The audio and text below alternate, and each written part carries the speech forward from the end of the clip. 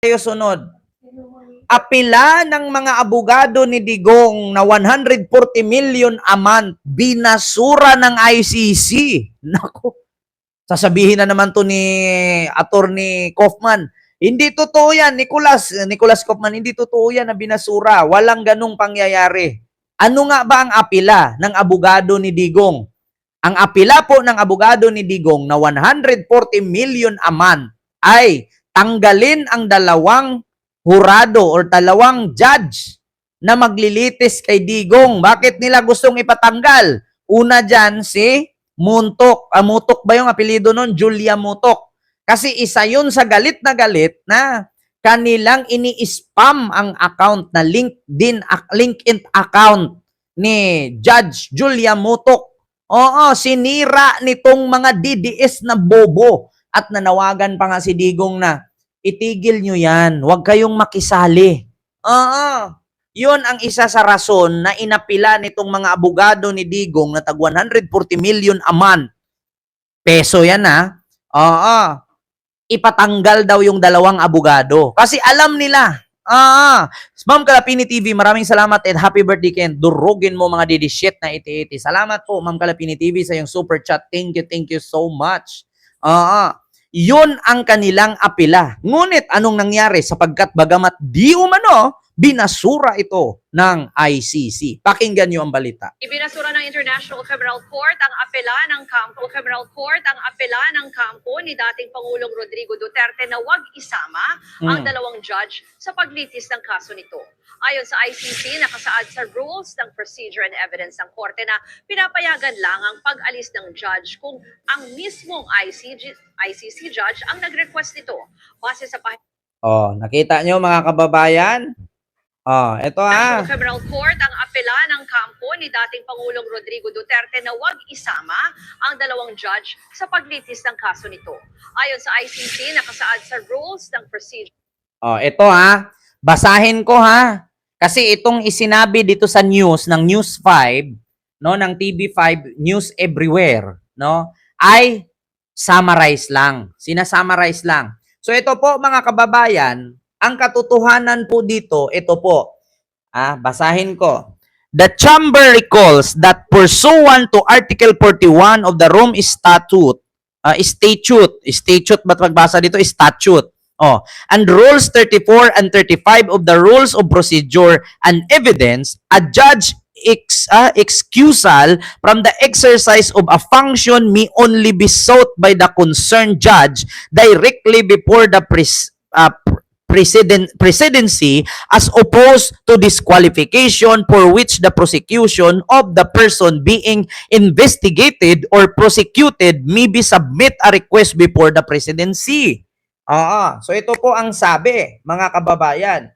So, maaari lang po na matanggal ang judge kung siya mismo ang aalis or meron siyang ginawa na mali. Ngayon, ang tanong ko mga kababayan, yun bang mga hurado or mga judge dito sa ICC may ginawa bang mali kay Duterte? Wala. Bagkus, ang mga supporter pa ni Duterte ang nambababoy sa judge na si Julia Mutok. O baka nakalimutan ninyo mga kababayan, Ito harapin natin, ICC judge. Binaboy. Nako. Kaya kahit naman siguro mga kababayan, kung ikaw yung hurado na hahawak sa kaso ni Digong, malamang pag-initan mo si Digong. Bakit? Yung mga social media account mo, binababoy ng mga supporter niya, trolls na DDS. Sinong matutuwa nun?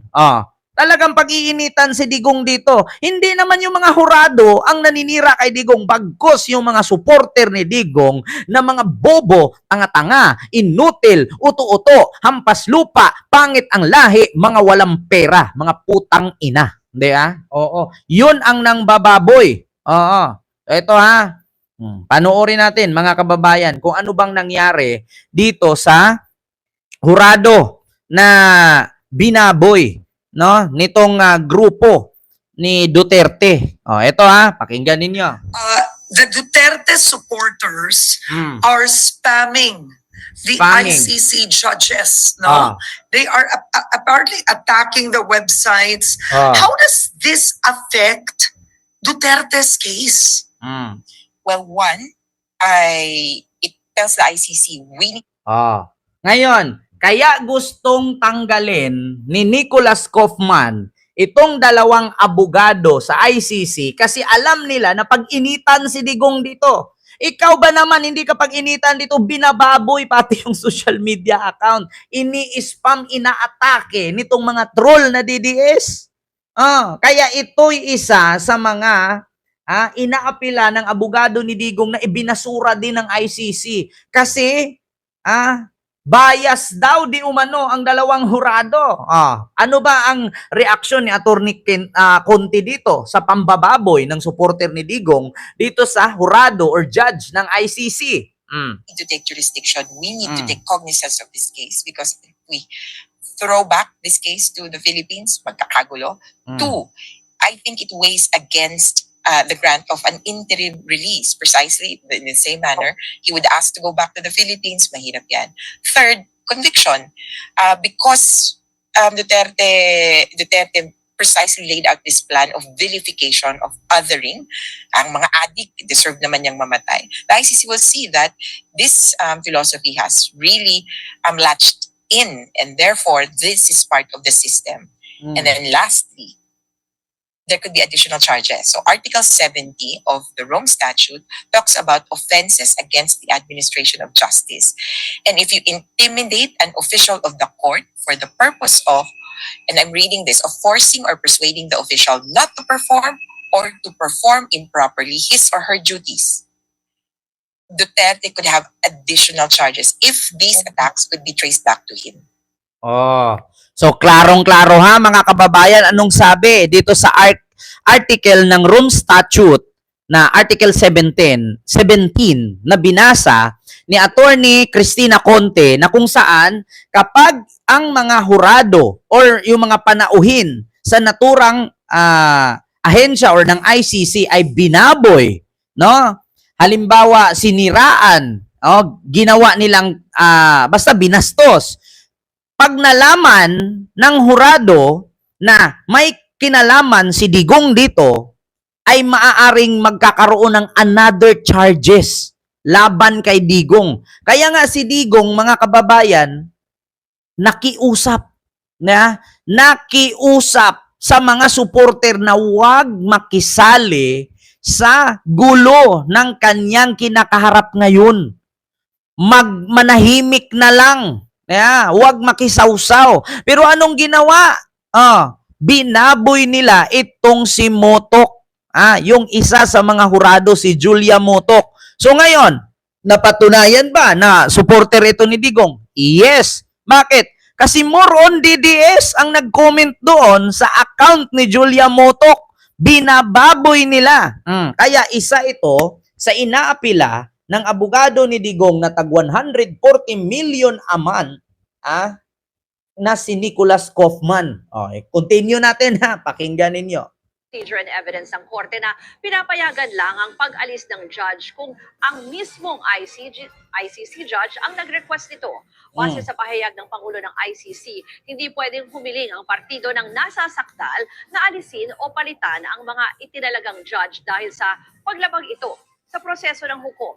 Kamakailan ng hilingin ng kampo ni dating Pangulong Duterte na tanggalin sina Judge Brain Adelaide Sophie Alapini Gansu at Judge Maranya del Socorro Flores Liara sa pretrial chamber para maiwasan umano ang anilay bias o hindi patas na paghatol sa kaso. Samantalang kahapon, pinasasagot ng ombudsman ang mga opisyal naman ng gobyerno ng Pilipinas na narinig nyo? Pinapatanggal ni Nicholas Kaufman itong dalawang judge sa ICC kasi bias daw ito. Siguro, itong dalawang judge na to kaaway ni Nicholas. Hindi siguro ito ka-vibes ni Nicholas noon. So malamang sa malamang, kaya nag-request ito na ipatanggal. Ang problema, ano ang balita? Ibinasura ng International Criminal Court ang apela ng kampo ni dating Pangulong Rodrigo Duterte na huwag isama ang dalawang judge sa paglitis ng kaso nito. Nako. Wa na talaga, Diggs. Hindi ka na makauwi, Diggs. Hindi ka na makatabi kay Hanilit, Diggs. Uwi ka sa Pilipinas, Diggs, 2030. Oh, yan yung expired ng aking passport. Wa na digong. Ako sa digong, magbasa ka na lang Bible dyan, ubusin mo yung buong Bible verse. I-memorize mo. Baka sakali, pag makauwi ka ng Pilipinas, ikaw yung papalit kay Kibuloy. Imposible, sa loob ng ilang buwan ka dyan, sa loob ng kulungan. Hindi mo ma-memorize yung buong Bible verse. Oo, magbasa ka ng Biblia dyan, magtaimtim na maghingi ng pasensya, tawad, at mangumpisal ka sa mga kasalanang ginagawa mo.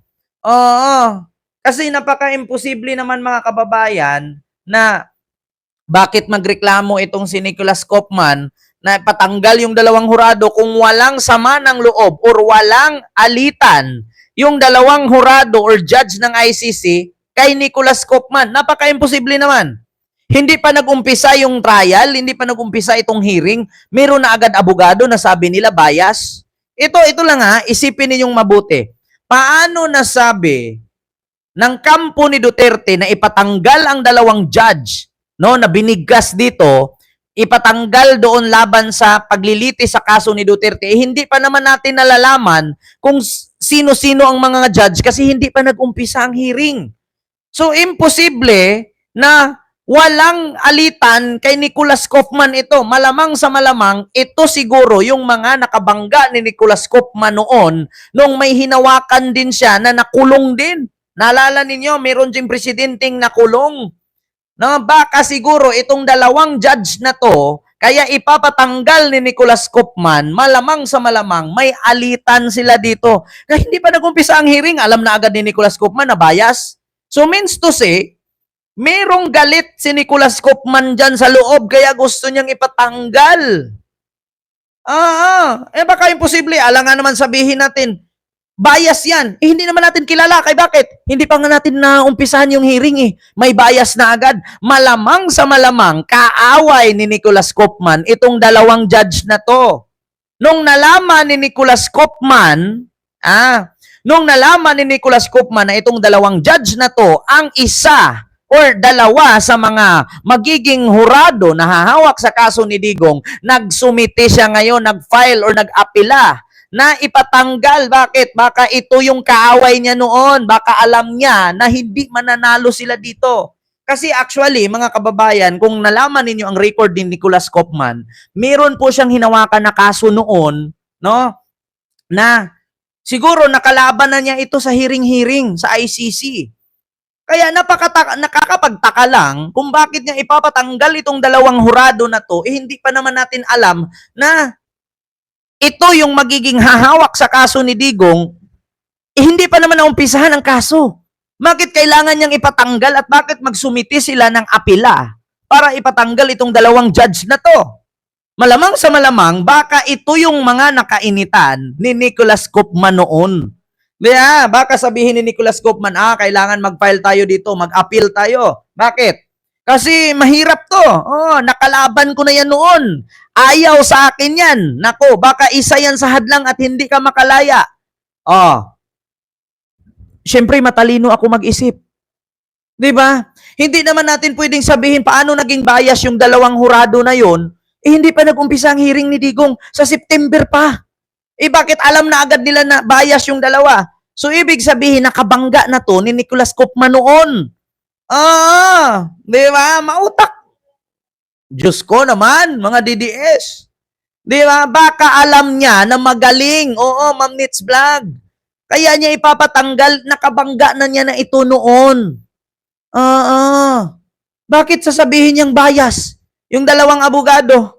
Bakit? Nag-umpisa na ba ang hearing ni Digong? Wala pa. Wala pa ng hearing. So nasasabi agad, ipatanggal mo yung dalawa na yan kasi bias yan. Pakinggan ninyo. Sa ICC, nakasaad sa rules ng procedure and evidence ng korte na pinapayagan lang ang pag-alis ng judge kung ang mismong ICC judge ang nag-request nito. Base sa pahayag ng Pangulo ng ICC, hindi pwedeng humiling ang partido ng nasasaktal na alisin o palitan ang Sa ICC, nakasaad sa Rules ng Procedure and Evidence ng Korte na pinapayagan lang ang pag-alis ng judge kung ang mismong ICC judge ang nag-request nito. Base sa pahayag ng Pangulo ng ICC, hindi pwedeng humiling ang partido ng nasasakdal na alisin o palitan ang mga itinalagang judge dahil sa paglabag ito sa proseso ng hukom. Kailan nang hilingin ng kampo ni dating Pangulong Duterte na tanggalin sina Judge Rain Adelaide Sophie Alapini Gansu at Judge Maranya del Socorro Flores Liera sa pretrial chamber para maiwasan umano ang anilay bias o hindi patas na paghatol. Bakit nasabi ng kampo ni Duterte or ni Nicolas Kaufman maiwasan ang bias o hindi patas na hatol? So ibig sabihin nakabangga na ni Nicolas Kaufman ito. Kaya niya ipapatanggal, 'di ba? History repeat itself. Kasi napaka-imposible. Paano nasabi ni Nicolas Kaufman na bias ito, hindi pa nga nag-umpisa itong hearing ni Duterte sa September pa. May pa lang ngayon. So bakit niya ipapatanggal? Kasi nakabangga na niya ito noon. 'Di ba? Ito yung mga mahihirap. Ito siguro yung mga mahirap niyang nakabangga noon at nakita niya, ay, ibabalik na naman. Ito na naman yung hawak. Ito yung mga makukunat na kalaban ko noon. Kaya mag-file tayo. Ireklamo natin, tanggalin yan. Anong jurisdiction? Ngayon, ako naman magtanong, anong karapatan ng kampo ni Digong na magpatanggal ng hurado? Hindi naman sila. Bawal nga daw magpatanggal ng abogado ang mga nasasakdal. Tuloy. Kaso, samantalang kahapon, pinasasagot ng ombudsman. 'Di ba? Alam ko, 'di ba? Hindi pa nag-umpisa yung kaso ni Duterte, hindi pa nag-umpisa yung hearing sa September pa, may bias na agad na judge. Ibig sabihin, nakalaban na to ni Nicolas Kaufman noon. Kaya niya ipatanggal kasi ito yung mahirap. Mahirap niya nakalaban. Paano nasabing bias ito? Hindi patas ang litis. Hindi pa naman naumpisahan na litisin ang kaso ni Digong. Una, nakalaban na niyan ito noon. Ito yung mga makunat na kalaban niya ulit ngayon. So, ang nangyari, kaya nag-file, nagsumiti, nag-apila kasi natatakot sila. Ibig sabihin, marami silang request, marami silang reklamo, marami silang demand. Ibig sabihin, tagilid na nga ang lolo nyo. Tagilid. Kahit gaano katalino yung abogado ninyo, hindi pa rin marunong magbisaya at magtagalog yan. Yun lang, napakasimpol. Kahit gaano katalino ni Nicolas Kaufman, hindi marunong magbisaya at magtagalog yan. Hindi nga niya alam kung ano ibig sabihin ng balat eh. Ang balat si Cucumber yun. Hindi alam ni Nicolas yan. Walang kalaban-laban. Kaya naman pala, hindi pa naumpisahan ang kaso, ipatanggal mo na yung dalawang hurado. Bakit? Nakalaban na niya yata ito noon. Ito yung mahirap na kalaban niya ulit ngayon. Tama ba ako, mga kababayan? Yan. Klarong-klaro. Hindi mananalo si Digong dito. Tagilid. Binasura na nga. Alam nyo, pag nabuisit ang ICC dito, walang hearing mangyayari. Diretso convicto eh. Walang hearing mangyari dito. Ang daming request ng kampo ni Digong. Sila na nga yung makasalanan. Sila pa yung puro reklamo. Tapos na tayo dyan. Dito tayo mga kababayan. No?